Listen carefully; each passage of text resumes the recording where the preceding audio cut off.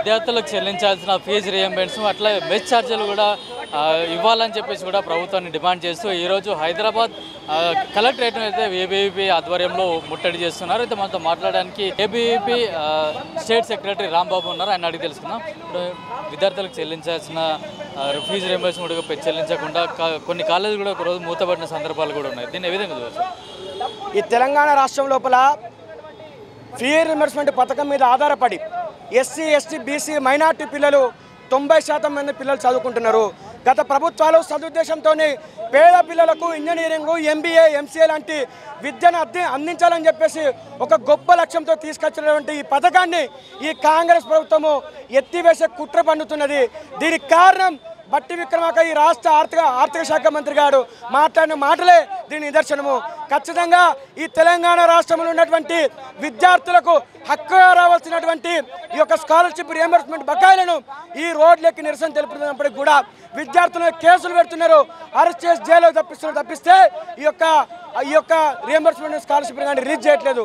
ఖచ్చితంగా ఈ రాష్ట్రం లోపల విద్యార్థులకు నువ్వేమైనా మంచి చేయాలని ఉంటే నువ్వు విద్యాశాఖ మంత్రివే అయితే ఖచ్చితంగా నువ్వు చెప్పినటువంటి 3,04,000 కోట్ల బడ్జెట్లో 40,000 కోట్ల రూపాయల విద్యారంగ బడ్జెట్లో 8,500 కోట్ల రూపాయల బడ్జెట్ని దీనికి వెంటనే రిలీజ్ చేయాలి, నీ చిత్తశుద్ధిని నిరూపించుకోవాలని చెప్తున్నాం. విద్యాశాఖ మంత్రిగా రేవంత్ రెడ్డి అట్టర్ ఫ్లాప్. ఈ యొక్క విద్యాశాఖ మంత్రిగా నువ్వు పనిచేయనివి ఈ రాష్ట్ర ముఖ్యమంత్రిగా ఏ విధంగా పనికొస్తావని చెప్పేసి ఏబీపీ నేను అడుగుతున్నది. ఇప్పటికైనా నువ్వు ఈ రోజే నోటిఫికేషన్ ఇచ్చినావు భూములు అమ్మాలని చెప్పేసి 101 కోట్ల రూపాయలకు ఎకరం చొప్పున నువ్వు భూములు అమ్ముతున్నావు. 2,500 కోట్ల రూపాయలు ప్రభుత్వం సమకూర్చుకోవడం లక్ష్యంగా పెట్టుకున్నది. ఆ 2,500 కోట్ల రూపాయలైనా కానీ తక్షణమే వీళ్ళకి రిలీజ్ చేయాలని చెప్పేసి ఏబీపీ డిమాండ్ చేస్తూ ఉన్నాం. 600 కోట్ల రూపాయలు కంటి తుడుపు చర్య కూడా పనికిరావు.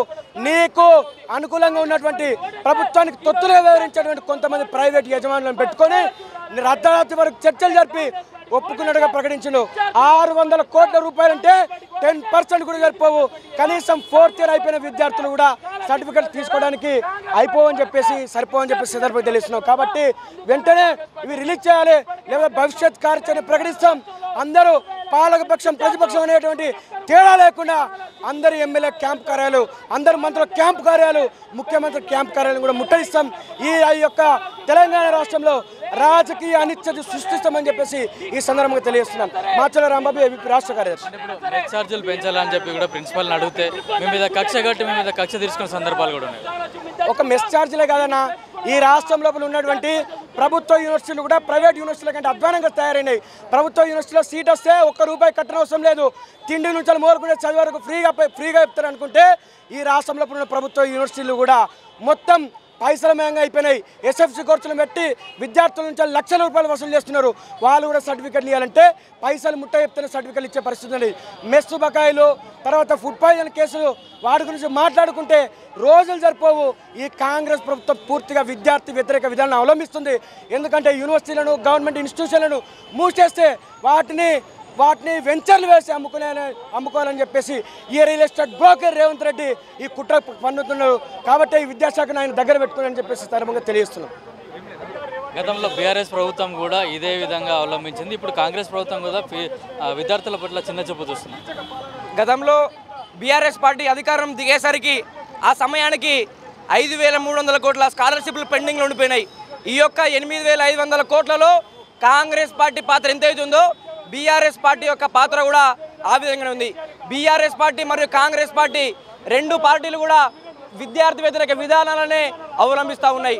గతంలో బీఆర్ఎస్ పార్టీ హయాంలో కూడా ఇలా రోడ్ ఎక్కి ఏబీవీపీ కార్యకర్తలమైన మేమందరం కూడా అనేక రకాల ఉద్యమాలు చేసినప్పుడు మా మీద అక్రమంగా అన్యాయంగా కేసులు పెట్టి జైలు పాలేసినటువంటి ఘనత బీఆర్ఎస్ ప్రభుత్వం అనేది.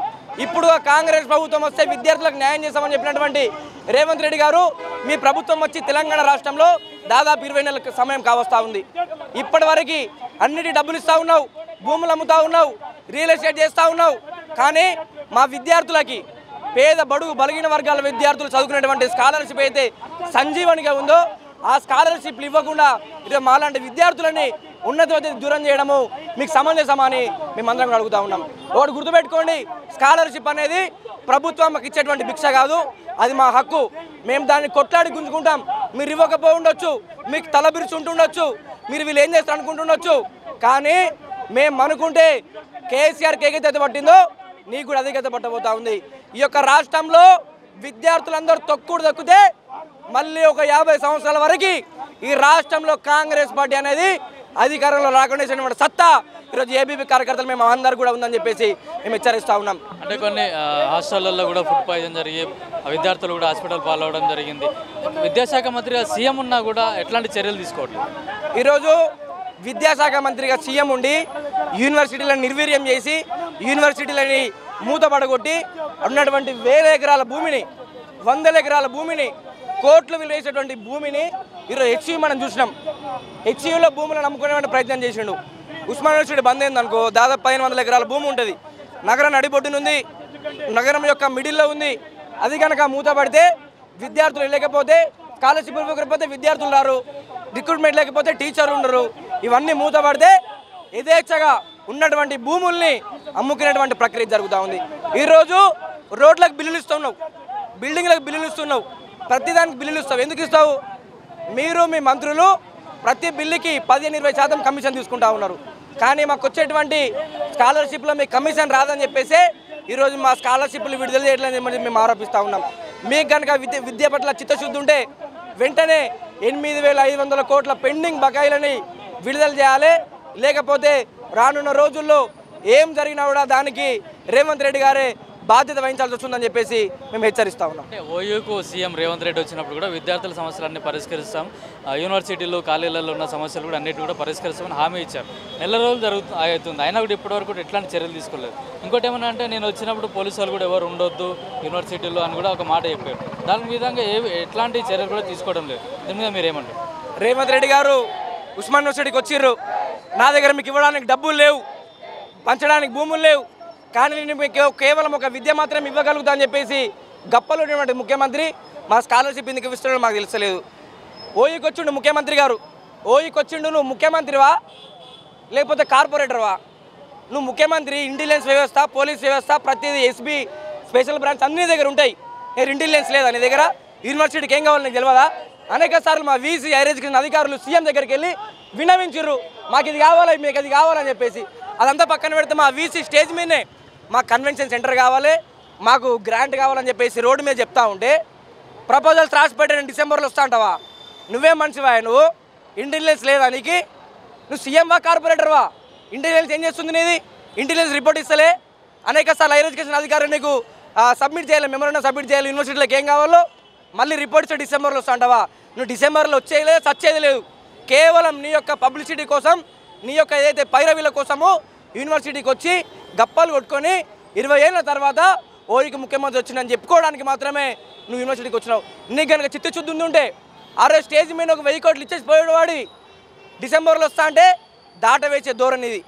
ఉస్మాన్ యూనివర్సిటీకి మళ్ళీ నువ్వు ఎట్లా వస్తావు మేము చూస్తాం, నువ్వు ఎట్లా వస్తావు చూస్తాం, మేము డిసెంబర్ ఎట్లా వస్తావు చూస్తాం. ఒకవేళ వచ్చేది ఉంటే ఫస్ట్ డబ్బులు శాంక్షన్ చేసిన తర్వాత నువ్వు రావాలి. అంటే విద్యార్థులకు చెల్లించాల్సిన బకాయిలు కానీ అట్లా ఫీజు రియంబర్స్మెంట్ కూడా ఇవ్వాలి, మెస్ ఛార్జీలు కూడా వెంటనే విడుదల చేయాలని చెప్పి కూడా ఏబీపీ కార్యకర్తలు అయితే ఇక్కడ మనం లకిడికబోలో ఉన్న హైదరాబాద్ కలెక్టరేట్ ఎదురుగా ధర్నా చేయడం అయితే జరుగుతుంది. వెంటనే ప్రభుత్వం నుంచి కూడా నిధులు విడుదల చేయాలని కూడా ఏబీపీ డిమాండ్ చేస్తుంది. కెమెరామెన్ కళ్యాణ్తో కిరణ్ కుమార్, హైదరాబాద్ కలెక్టరేట్.